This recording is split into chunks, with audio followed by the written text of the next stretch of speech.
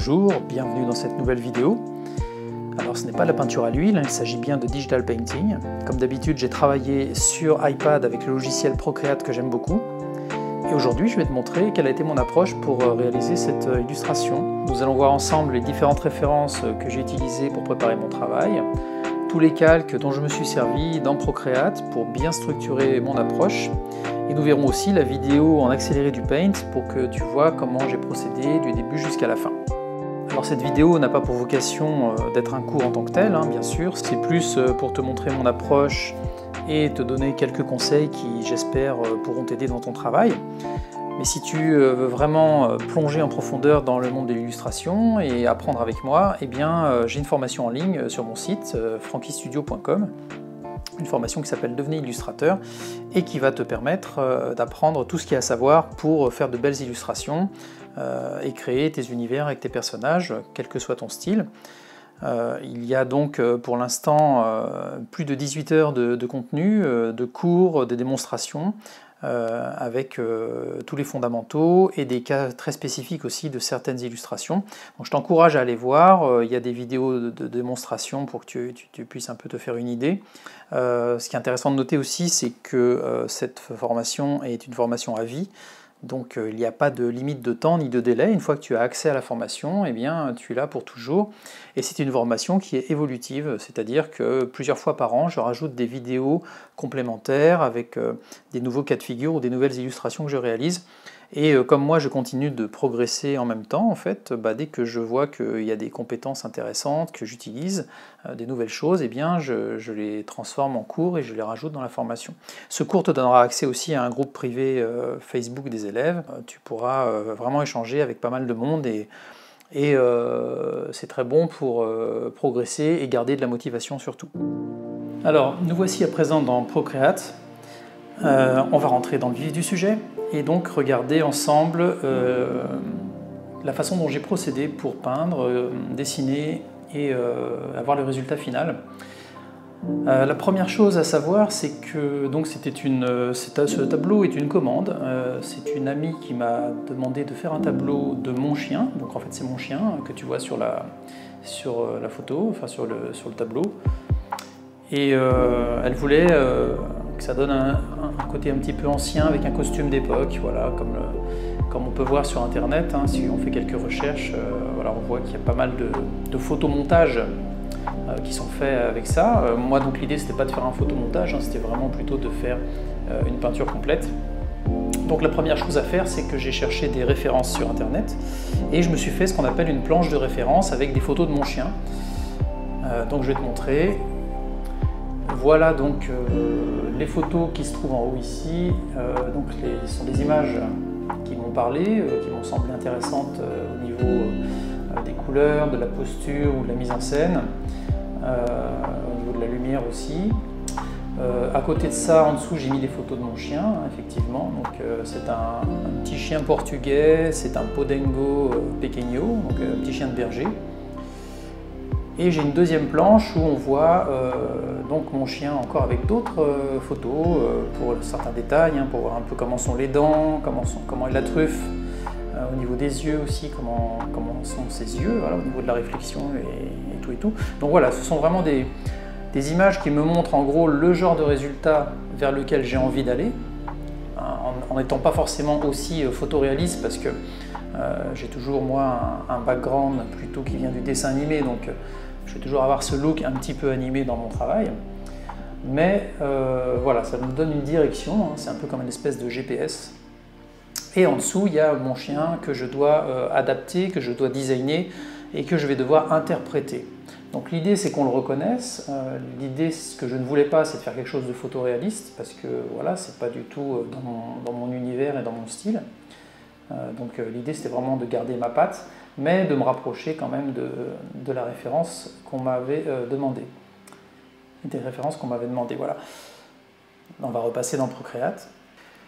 Alors, une chose qui est très intéressante dans Procreate, mais bon, qu'on peut faire aussi dans n'importe quel logiciel, c'est qu'on peut travailler avec une image de référence. Donc en fait, si j'active ici, je peux importer une planche de ref, par exemple, Donc c'est une fenêtre que je vais pouvoir déplacer, mettre à gauche, à droite, etc. Je le mets quelque part, je peux la redimensionner bien sûr pour la rendre plus petite.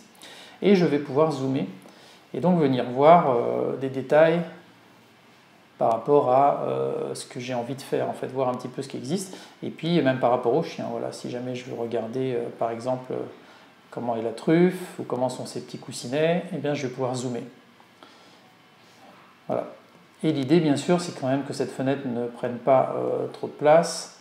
Donc, en général, voilà, on va la mettre assez petit. Et puis, on va la garder comme ça, et ça n'empêche pas de zoomer s'il y a besoin.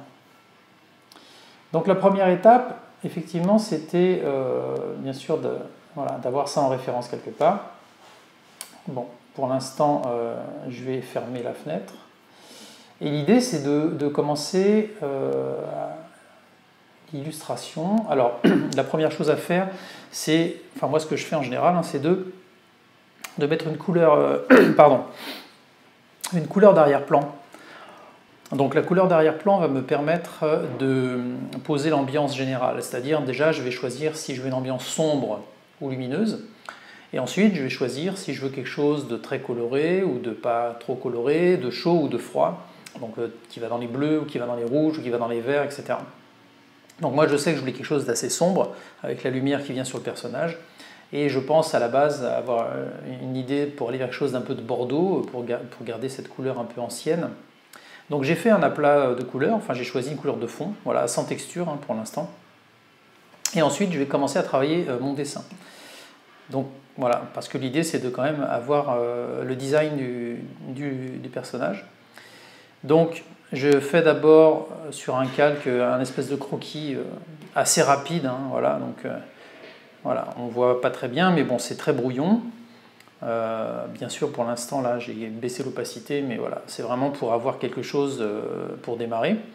Et ensuite, je trace des traits un peu plus propres, voilà. Donc là, j'ai un dessin un petit peu plus propre. Alors, quelque chose qui est aussi important, c'est quand tu dessines, de faire attention à que ton dessin marche bien dans les deux sens. Donc en fait, dans Procreate ou dans d'autres logiciels, tu peux retourner l'image et il faut essayer de corriger ton dessin pour que ça ne te choque pas ni dans la vue de gauche ni dans la vue de droite. Et quand tu vas peindre, bien sûr, quand tu vas faire tes couleurs, je te conseille fortement, tous les quarts d'heure à peu près, enfin voilà, régulièrement tout du moins, tu vas devoir retourner cette image pour voir si tes couleurs et ta lumière fonctionnent bien également en mode miroir. Une fois que j'ai fait ce dessin et que donc voilà, c'est la vision que j'ai de mon chien, hein, donc voilà, c'est une interprétation. Alors ce que j'ai fait, c'est que je voulais aussi que le corps reste un corps de chien. Je n'ai pas voulu lui faire des bras d'humain, comme on voit dans certains photomontages. Je voulais garder vraiment le corps du chien et donc j'ai adapté le costume. Ce qui fait qu'il y a un petit côté un peu Muppet Show, mais que je trouve assez rigolo, moi, personnellement. Je trouve que c'est bien de garder la morphologie. Même si je lui donne une posture légèrement humaine, c'est quand même toujours un chien. Et je lui ai rajouté bien sûr ici un petit os, une petite friandise que je lui donne le soir.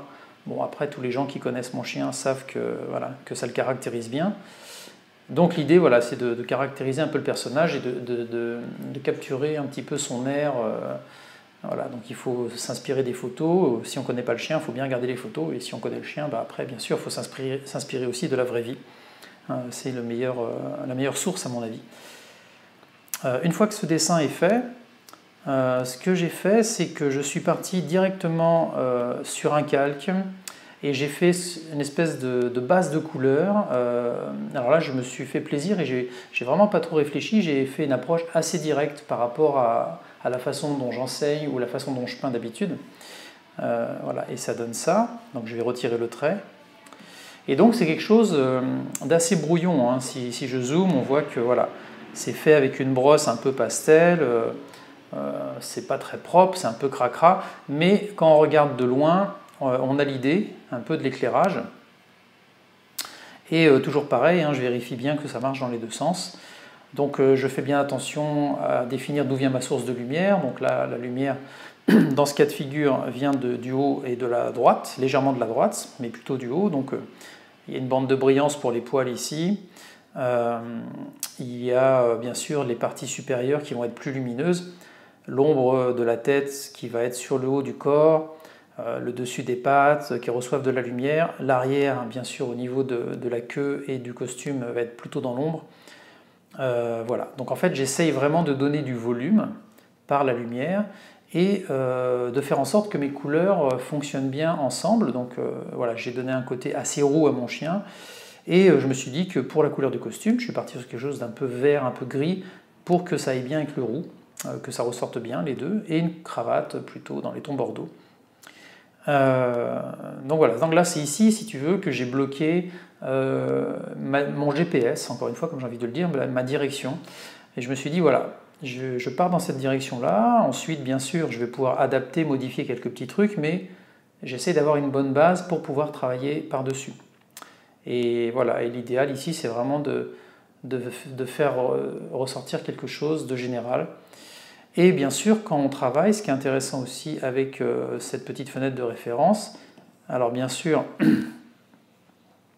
on va pouvoir bien sûr regarder si on est dans l'esprit, est-ce que du coup, voilà, est-ce que du coup on est à peu près dans le même genre d'idée, ou est-ce que c'est pas du tout ça, voilà. Donc ça me permet moi de me cibler, de voir aussi par rapport au design du chien si quand même c'est assez proche, si on reconnaît un petit peu quelque chose. Et ce qui est très intéressant avec cette fenêtre, et ça on peut le faire aussi bien sûr dans d'autres logiciels comme Photoshop ou autre, c'est qu'on peut travailler avec cette image de référence, mais aussi avec une image de notre propre peinture qu'on est en train de faire. Bon, ça c'est assez intéressant parce que du coup on peut mettre l'image en petit. Hop, et ce qui est intéressant en fait, c'est que cette image en petit, voilà, elle doit bien marcher. Donc on va pouvoir par exemple venir travailler en gros sur une partie, comme la truffe ici, et voir ce que ça donne. Et ça c'est très intéressant parce que tous les peintres en traditionnel font ça, hein, même quand on fait donc, bien sûr de la peinture à l'huile ou autre, eh bien ce qui est important c'est que notre tableau fonctionne bien de loin. Et s'il fonctionne bien de loin, on est sûr que de près ça marchera, puisqu'il n'y a pas de problème. Dans ce sens-là, c'est toujours évident.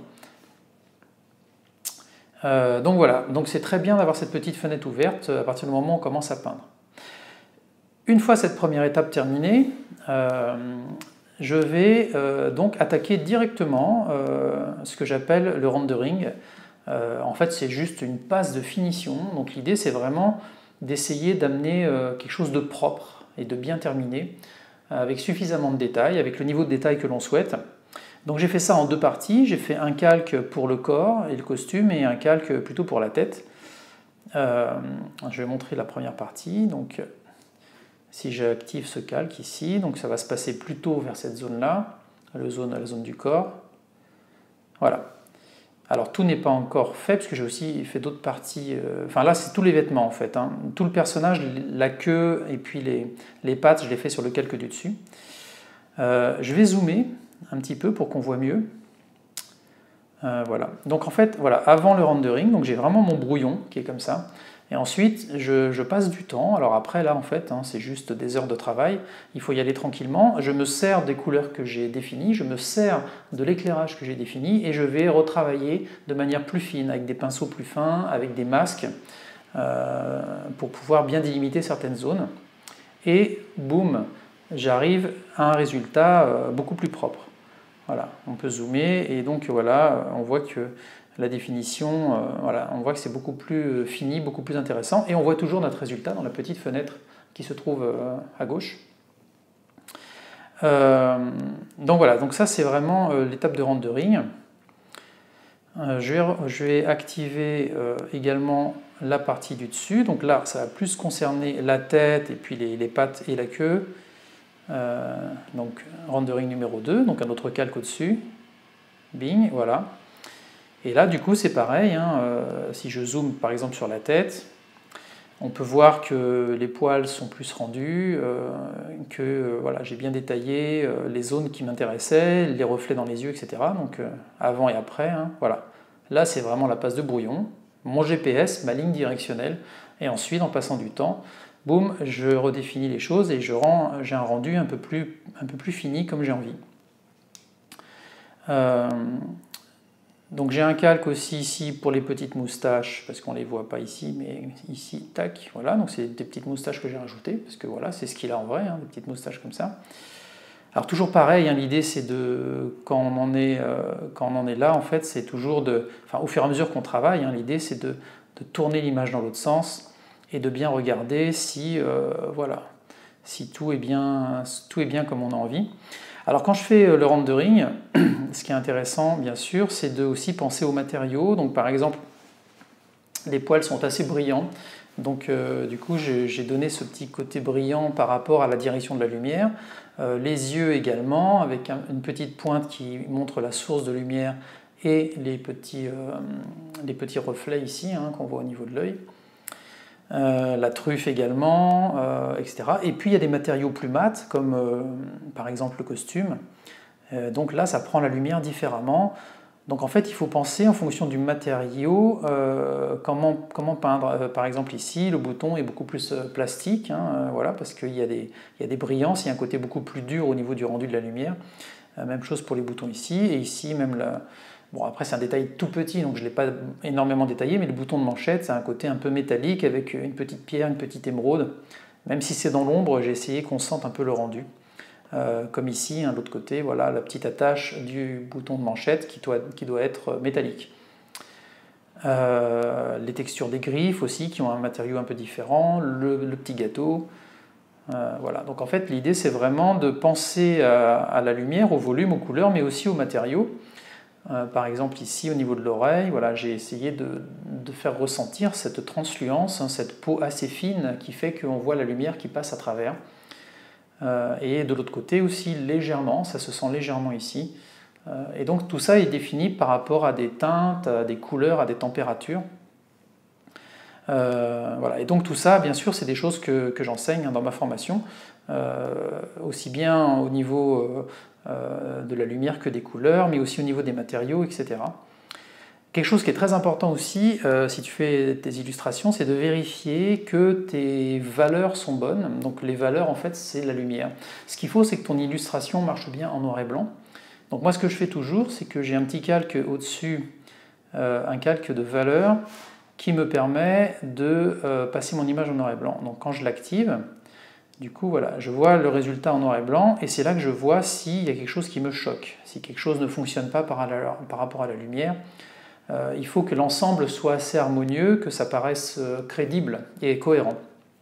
Donc ça, c'est un petit calque, c'est juste un aplanoir que je passe en mode couleur, au niveau du mode de fusion. Donc dans Photoshop ou dans n'importe quel logiciel, on peut faire ça. On peut faire d'autres manières, même dans Photoshop, puisqu'on a des calques de réglage. Dans Procreate, je n'ai pas encore de calque de réglage. Donc voilà. Donc en fait, on peut vraiment travailler, vérifier sa peinture. Et quand je passe en couleur, du coup, ça doit marcher. Voilà. Que je passe en noir et blanc ou que je passe en couleur, il doit y avoir une impression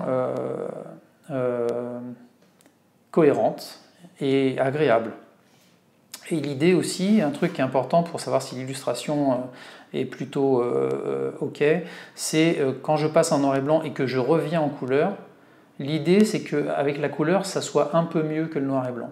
Ça veut dire qu'il faut vraiment que la couleur apporte quelque chose. Il y a un petit côté magique avec la couleur, une notion, une émotion qu'on peut faire passer, et le noir et blanc c'est très beau aussi, mais quand on met de la couleur, il y a une petite couche supplémentaire d'émotion qu'on peut ajouter.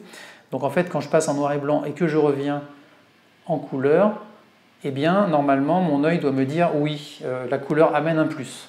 Sinon c'est qu'il y a un problème, sinon ça veut dire peut-être que mes couleurs ne sont pas bien ajustées, qu'il y a des modifications à faire. Donc voilà, très important de bien retourner ton image et de bien vérifier régulièrement que le noir et blanc fonctionne bien et que quand tu reviens en couleur, eh bien tes couleurs sont agréables à l'œil. Alors en fait, c'était pas fini, c'est vrai que j'avais encore une couche au-dessus. Alors en fait, après un petit moment de réflexion, j'ai trouvé que le crâne était un peu trop rectangulaire, un petit peu trop bombé, un petit peu trop haut, un trop gros front.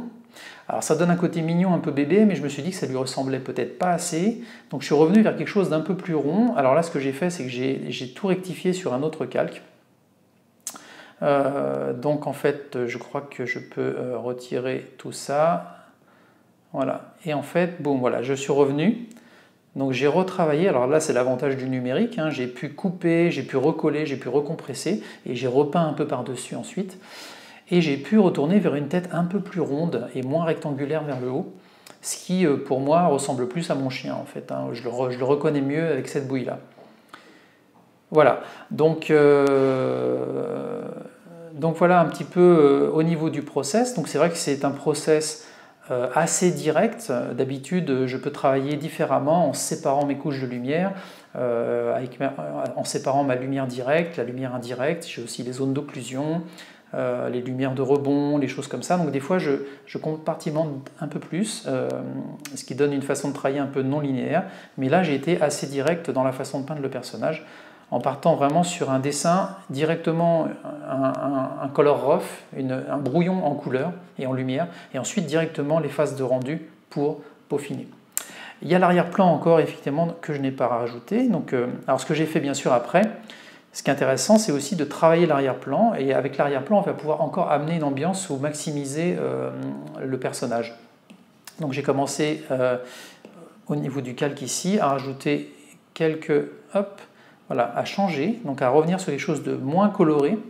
Alors le fait de revenir sur quelque chose de moins coloré et d'assombrir en haut et de revenir sur quelque chose d'un peu plus lumineux vers le bas, ça me permet de bien détacher mon personnage et de rendre ce personnage un peu plus coloré justement. Et ce qui est intéressant, c'est le contexte, c'est-à-dire que là mon personnage est coloré, mais là, bing, il paraît encore plus coloré par opposition, c'est-à-dire que comme mon arrière-plan est beaucoup moins coloré, eh bien mon personnage paraît plus coloré, et comme mon arrière-plan est plus sombre, eh bien mon personnage paraît encore un peu plus lumineux.